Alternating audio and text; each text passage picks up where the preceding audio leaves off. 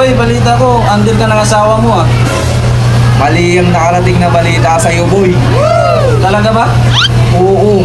Pag umuwi ako ng bahay, boy, sinisigawan ko yung asawa ko. Wow, idol na talaga kita. Ganun talaga, boy.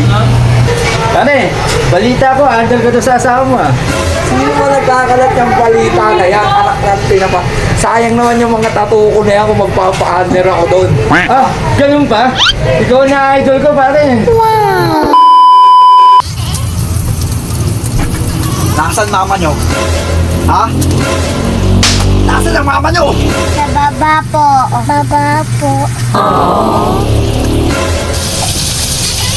Bay!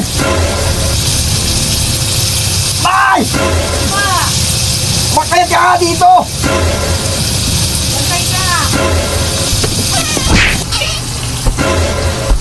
Ba't ka ba sigaw na sigaw ha?